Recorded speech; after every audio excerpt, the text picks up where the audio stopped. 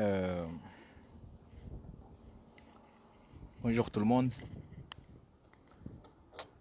Alors, je vais réagir aujourd'hui, faire une petite réaction suite au dernier direct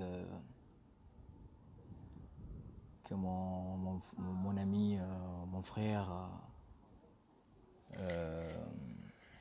Mounib Jalim a effectué récemment lors de la dernière manif à Marseille.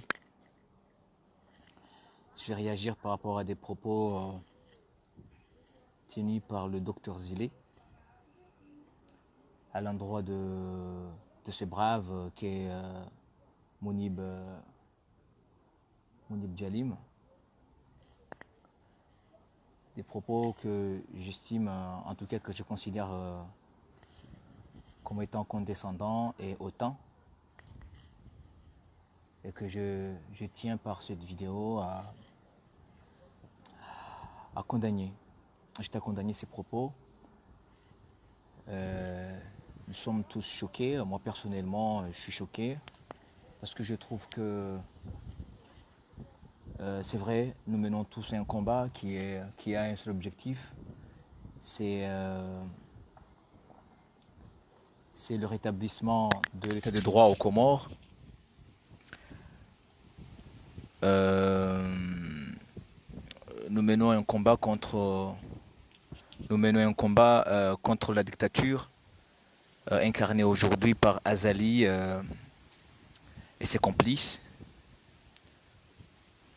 C'est un combat contre la pensée unique et l'humiliation, un combat contre l'humiliation euh, que subit tous les Comoriens au quotidien.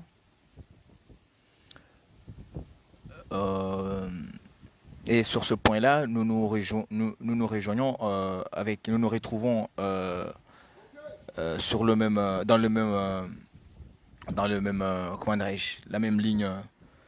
Euh, En tout cas, nous nous retrouvons tous sur le même terrain de bataille et du même côté. Il y a nous, il y a certains qui sont aujourd'hui en France qui mènent un combat louable. Il y a aussi certains membres du CNT, mais aussi des membres du CCED. Mais au même moment, il ne faut pas perdre de vue le fait que nous nous sommes retrouvés par hasard. Parce que c'est un concours de circonstances qui nous a amenés à nous retrouver dans ce combat contre Azali et ses amis. Mais nous ne partageons pas tous la même vision du monde, la même vision de la politique aux Comores. Alors, si de temps en temps, euh, dans nos manifs, on nous voit côte à côte avec ces gens-là, il faut pas que les gens se mettent à dire que on parle forcément le même langage politique. Non, c'est le hasard qui a fait que nous nous retrouvons tous à s'opposer à cette dictature, à mener ce combat noble contre cette dictature. Voilà. Mais nous restons quand même différents dans notre façon d'envisager l'avenir de ce pays, dans la façon de construire ce pays. Sur ce point-là, personne n'est d'accord avec. Enfin, on n'est pas tous d'accord. En tout cas, on n'est pas unanime sur la façon de conduire la politique du pays. La politique au pays, c'est aux Comores, en fait. Je veux dire, la politique telle qu'elle est menée depuis déjà 44 ans. Et ce qui m'a le plus choqué, c'est l'attitude de ce monsieur, qui se croit tout permis parce qu'on l'appelle docteur, et qui estime parce qu'il est docteur, il peut parler n'importe comment à n'importe qui. Euh, pour nous, ça prouve un peu, ça démontre clairement que ce que disait notre ami Mounib était tout à fait raisonnable, parce que vous voyez déjà, à son âge, Je sais pas, il a combien exactement, il a combien de piges exactement, mais je suppose qu'à son âge, il devait être quelqu'un de très assagi, capable de faire une démonstration, capable d'expliquer, de convaincre, sans verser dans les insultes, dans l'humiliation de l'adversaire, ni dans le dénigrement. Prendre les gens de haut comme si nous, on pourrait tenir le même langage que lui.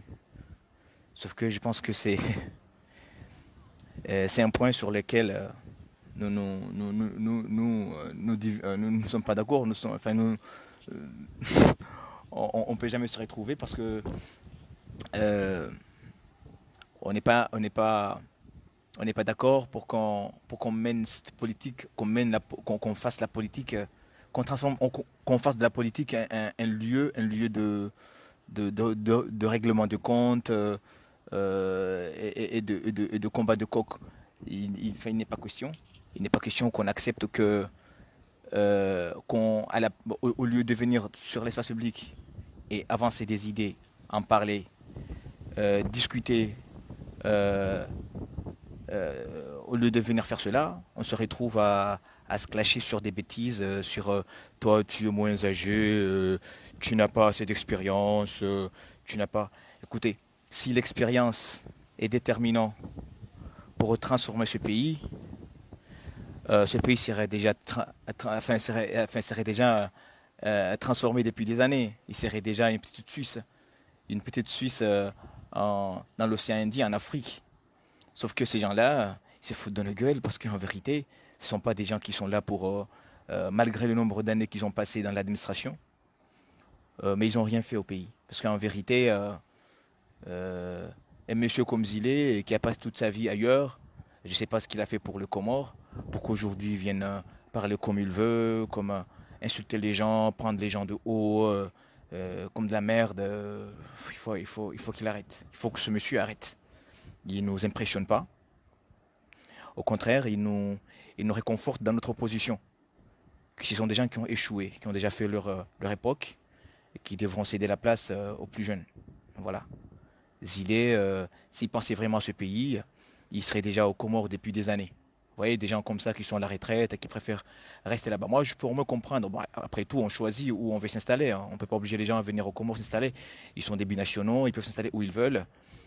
Mais on peut pas. Moi, j'ai du mal à comprendre qu'un monsieur qui a voulu, en tout cas, se porter candidat aux élections présidentielles et qui décide, et qui est à la retraite, décide de s'installer en France et de mener un combat à partir d'un pays étranger, alors que euh, il, il y a quelques mois, il était là, il voulait être candidat, voilà. Donc moi, je suis pas en train de dire que c'est qui mène ce combat depuis l'étranger enfin, ne sont pas ne sont pas dignes de respect ou qui sont pas sincères, ils ont leurs droits parce qu'ils ont leur bout de là-bas, ils ont leur famille là-bas, ils ont leur vie là-bas, c'est normal qu'ils puissent mener ce combat où ils se trouvent parce qu'ils portent aussi le Comores dans leur cœur, même si ils sont loin, ils se retrouvent à des centaines de milliers de kilomètres du pays. C'est normal, ça arrive, c'est normal. Mais comment on peut comprendre des gens qui sont à la retraite, qui peuvent venir s'installer aux Comores et aider à relever le pays, et à mener le combat sur place, préfèrent plutôt s'installer ailleurs et continuer en plus à traiter les jeunes comme de la merde. Alors je pense qu'il est temps que ça s'arrête. Nous savons beaucoup de choses sur cette génération-là. Nous savons que euh,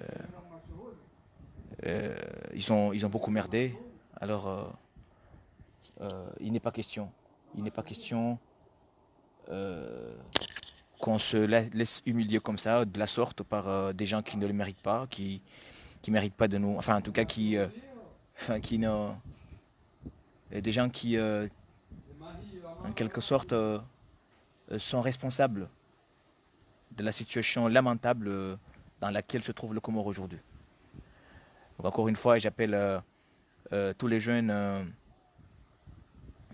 qui sont intéressés par l'initiative lancée par le frère Monib à venir nous rejoindre et à continuer ce combat autrement, Euh, nous sommes en train de nous regrouper, de nous réunir. Lance tous les jours des appels sur les réseaux pour que ceux qui sont intéressés s'associent à nous, qu'on essaie de voir ensemble comment proposer une alternative à la situation politique actuelle aux Comores. Parce qu'il ne suffit pas de dire non à Azali, nous le disons tous, hein, nous le disons tous, mais en fait, après, si Azali part, qu'est-ce qui va se passer après? Le retour des autres? Ceux qui étaient là il y a 5 ans, il y a 10 ans? Non, là, il n'est pas question. Il est hors de question qu'on laisse ces gens-là revenir au pouvoir. Il faut qu'Azali parte. C'est notre principal adversaire, notre principal et, ennemi. Bon, je n'hésite pas à utiliser le mot ennemi. Euh, mais on ne veut pas qu'il parte et qu'à la place, on le remplace par un Sambi ou par je ne sais pas qui, et qui ont mené ce pays là où il est aujourd'hui. Voilà, donc j'ai tenu à faire cette petite vidéo pour soutenir mon frère Mounib Djalim et également réitérer cet appel que Mounib et d'autres ont lancé sur les réseaux. Euh, on appelle tout le monde à venir nous rejoindre et à essayer de construire un projet politique qui ne sera pas le fruit, qui ne sera pas le travail d'un individu ou d'une personne donnée, mais le fruit plutôt d'un travail collectif, d'un effort collectif. Et c'est ce qu'on est en train de construire aujourd'hui. On est en train et nous avons besoin de tout le monde, de toutes les compétences aujourd'hui portées par des jeunes comme vous, qui me regardez là. Vous avez tous à votre, dans presque tous les domaines ces compétences-là. Vous les portez, vous, euh, vous avez tous en général, la plupart d'entre vous en tout cas, vous avez fait des études, euh, vous avez également euh, acquis une certaine expérience parce que vous avez la plupart d'entre nous, ou d'entre vous, bon, d'entre nous, ont travaillé dans des entreprises, dans l'administration, que ce soit ici aux Comores ou en France, et on a accumulé un certain savoir, un savoir-faire, un certain savoir-faire qui nous permettra, en tout cas, de mener une réflexion profonde et, euh, nous permettant en tout cas de sortir de là et de proposer une alternative crédible aujourd'hui pour les Comores. Voilà, donc c'est ça le but que les braves aujourd'hui se sont donnés, c'est reconstruire, remobiliser, surtout entraîner, faire une dynamique pouvant nous aider à sortir les Comores de ce marasme, mais également à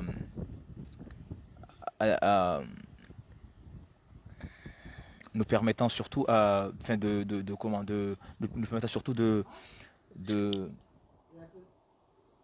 combler. Parce que aujourd'hui, le problème aujourd'hui qui se pose aujourd'hui, c'est que les Comores, nous avons depuis l'indépendance, nous avons connu à peu près 3 à 4 générations. Il y a eu une première génération qui nous a arraché l'indépendance. Il y a eu une deuxième génération qui nous a arraché la démocratie. Hein. Et il y a eu une troisième génération qui devait normalement mener le pays vers un décollage économique. Et c'est cette génération-là qui a un peu raté, en tout cas qui a échoué dans sa mission de génération et qui aujourd'hui essaie de nous faire la leçon. Voilà, c'est justement cette génération-là qui nous pose aujourd'hui problème. Et là, aujourd'hui, qu'est-ce qu'on propose? Là, on a eu la mission, parce que normalement, cette génération, la génération dans laquelle j'appartiens, mais ainsi que d'autres plus jeunes que moi, ça devait être la génération qui a mené le pays qui devrait amener le pays vers le, comment dirais-je, vers le numérique. C'est-à-dire un développement économique, mais qui est orienté euh, vers le monde nouveau aujourd'hui, qui est un monde interconnecté, un monde dont l'économie est basée beaucoup plus sur les services, et cela se fait facilement à travers l'outil informatique. Ça devrait être ça la mission de ma génération à moi. Et, et, voilà. Sauf que aujourd'hui, avec le retard qu'accuse le pays et le fait que la génération précédente n'a pas pu jouer son rôle, a fait que on est obligé de cumuler à la fois le travail qui est censé être fait par la génération précédente et le travail à nous, de notre génération à nous. C'est pour cela qu'on n'a pas de temps à perdre. On n'a pas de temps à perdre. Il est absolument nécessaire que dès aujourd'hui, on s'accapare de cette affaire et qu'on s'implique en politique, on s'implique davantage en politique et pour aller dégager ces gens-là. Il faut que ces gens-là dégagent absolument. On ne peut pas les laisser là parce que rester là, ils vont continuer. S'ils restent là, ils vont continuer à nous dire, à nous réessayer les mêmes bêtises qui nous ont sortis depuis les 10 ans, les 10 dernières années, en nous disant que c'est pas la faute n'est pas à eux, le pays ne se développe pas parce que eux ils sont incompétents, non mais non, c'est parce que la constitution elle est mauvaise. Et c'est ce qui n'est pas vrai, c'est du n'importe quoi, c'est du n'importe quoi. Je ne suis pas d'accord pour que les gens nous disent que c'est parce qu'il y a eu la tournante qu'on n'a pas pu se développer, c'est du n'importe quoi. Je vous jure, vous verrez, même si on change la tournante, même si on modifie la constitution, vous verrez, ils viendront encore avec un autre problème, de que la constitution telle qu'elle est aujourd'hui, il y a toujours un problème, il y aura toujours un problème. Parce qu'ils ne veulent pas assumer leur stabilité, ils ne veulent pas assumer qu'ils ont merdé, ils ne veulent pas assumer que c'est à cause d'eux que le pays a plongé, c'est à cause d'eux qu'aujourd'hui les pays de la région nous ont dévancés, c'est à cause d'eux, mais pour eux, ce n'est pas eux. Donc ils vont toujours essayer de nous faire croire que ce n'est pas eux, mais c'est la Constitution. C'est toujours un tel organe mis en place par un tel texte qui a fait qu'on n'a pas pu, sortir le pays du chaos dans lequel il se trouve. Ce n'est pas vrai. Le problème, il n'est pas d'ordre institutionnel. Le problème, c'est une question de compétences. Nous avons des gens qui sont animés de mauvaise foi. La plupart d'entre eux, c'est des incompétents et il faut savoir le dire. Mais quelles compétences qu'il y a dans qu'il y avait et qu'ils avaient dans cette génération, c'est des compétences qui ont été débridées par la suite parce que des compétences corrompues et des gens animés de mauvaise foi et qui, pour cette raison, n'ont pas réussi à mener à terme leur mission qui était la leur, en tout cas celle de leur génération. C'est pour ça qu'aujourd'hui, ça urge pour que tout le monde, en tout cas les jeunes, se mobilisent autour de cette initiative prise par notre frère Monib et qu'on rejoigne cette initiative pour essayer de reconstruire, reconstruire le pays et surtout redonner espoir aux générations futures, leur dire clairement qu'il n'y a aucune raison de désespérer. Aussi longtemps que nous continuons que nous serons, enfin en tout cas que nous resterons mobilisés, le pays peut toujours en tout cas, et, les générations futures plutôt peuvent toujours continuer à, à espérer, à rester optimistes, parce que nous, la génération à nous là, elle ne va pas se faire. Elle est mobilisée, elle est active, elle est prête à en découdre pour que demain l'avenir soit meilleur pour nos enfants, pour nos petits-enfants, Inch'Allah. Donc, encore une fois, je vous, je vous demande euh, de répondre ceux qui sont, en tout cas, ceux qui sont intéressés, ceux qui s'estiment capables d'aider et de nous apporter leur expertise et leurs compétences dans les différents domaines concernant le fonctionnement d'un pays ou la vie de façon générale, puissent se rejoindre à nous. On a besoin de tout le monde, on a besoin de tous les jeunes, puissent se rejoindre à nous le plus vite possible pour que finalement nous puissions amorcer, en tout cas entamer notre, nous puissions en tout cas, comment dirais-je, lancer la machine et mener la réflexion nécessaire qui nous conduira vers un Comore meilleur, un Comore, pas un Comore plutôt, des Comores meilleurs et des Comores qui dont nos enfants s'énorgueilleront. Ils vont se sentir fiers d'appartenir à cet ensemble comorien et se diront que ben voilà, nous avons un pays et que c'est grâce au combat mené par nos parents, que nous avons, qu'aujourd'hui ils peuvent se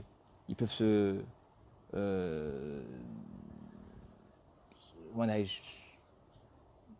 peuvent affronter plutôt leurs leurs sœurs et frères des pays et de la région, mais également des différents pays du monde, et leur dire que ben oui, nous aussi on a un État, nous aussi nous sommes des nationaux comoriens, qui puissent au moins brandir sans honte ni brandir leur passeport comorien, leur appartenance à l'entité comorienne.